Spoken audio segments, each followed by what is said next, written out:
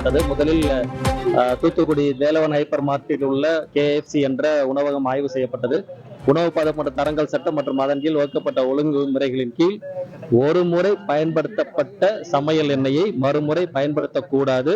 ஒருவேளை total polar compounds என்று சொல்லக்கூடிய பொருட்கள் அளவு வரையறுக்கப்பட்டு இருந்ததனால் கசடுகளை மட்டும் அகற்றி பயன்படுத்தலாம். ஆனால் அந்த நிறுவனத்தில் சட்டத்திற்கு புறம்பாக அனுமதிக்கப்பட்ட ஒரு உணவு சேர்மத்தை சமையல் எண்ணெயில் அனுமதிக்கப்படவில்லை. இருந்தாலும் அதை பயன்படுத்தி சமையல் எண்ணெயை சுத்திகரிப்பு செய்து அந்த எண்ணெயை மீண்டும் மீண்டும் பயன்படுத்தியுள்ளனர்.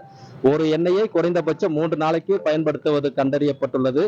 மேலும் மேரினேட் செய்யப்பட்ட சிக்கன், அதாவது புரோசன் நிலையிலிருந்து குளிரூட்டு நிலையிலிருந்து அரை வெப்பநிலைக்கு மாற்றிய சிக்கனை ப்ராசஸ் செய்து 12 மணி நேரத்துக்கு மேலாக ஒரு 56 கிலோ சிக்கன் இருந்ததும் பறிமுதல் செய்து அளிக்கப்பட்டுள்ளது.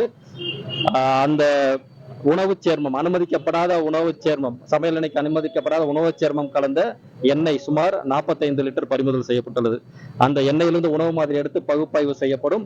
மேலும் அந்த எண்ணெயை தூய்மை செய்வதற்கு பயன்படுத்திய உணவு சேர்மமும் உணவு பகுப்பாய்வு செய்யப்பட்டு தொடர் சட்ட நடவடிக்கை எடுக்கப்படும். இருந்தாலும் சட்டத்திற்கு புறம்பான இந்த செயலை செய்ததனால் தூத்துக்குடி வேலவன் ஹைப்பர் மார்ட்டில் உள்ள KFC உணவகத்தின் உணவு பாதுகாப்பு உரிமம் உடனடியாக தற்காலிகமாக இடைக்கால ரத்து செய்யப்பட்டு அவர்களுக்கு ஆணை வழங்கப்பட்டுள்ளது. அவர்கள் இன்று முதல் அந்த உணவகத்தை அடுத்த அறிவிப்பு வரும் வரை நடத்தக்கூடாது என்று எச்சரிக்கப்படுகிறது. மேலும் பானிபூரி கடைகள் கடந்த 2 நாட்களாக உணவு பாதுகாப்பு அலுவலரால் பானிபூரி கடைகள் ஆய்வு செய்யப்பட்டு வருகிறது. இன்று வரை சுமார் 3 பானிகளும் 3 மசாலா பொருட்களும் உணவு மாதிரி எடுக்கப்பட்டு பகுப்பாய்விற்கு அனுப்பப்பட்டுள்ளது. தற்போது வரை நமது மாவட்டத்தில் இருக்கின்ற பானிகளில் செயற்கை வண்ணங்கள் பானியில் இருப்பதாக கண்டறியப்படவில்லை. இருந்தாலும் வழங்கப்படும் பகுப்பாய்வு அறிக்கையின் அடிப்படையில் தொடர் நடவடிக்கை எடுக்கப்படும். பானிபூரி விற்பவருக்கு துறையின் சார்பாக கேட்டுக்கொள்வது என்னவென்றால், பானி தயாரிப்பில் எந்த ஒரு செயற்கை நிறமிகளை சேர்க்கக்கூடாது. மேலும் பானியை சுகாதாரமாக தயாரிக்க வேண்டும். பூரியை உடைத்து தரும்போது கைகளில் கிளவுஸ் அணிந்து உடைத்து தருமாறு கேட்டுக்கொள்கின்றோம். ஏதாவது சட்ட விதிமீறல் என்றால் முதல் முறை வாய்ப்பும், அடுத்த முறை குறைந்தபட்சம் 1000 ரூபாய் அபராதம் விதிக்கப்படும்.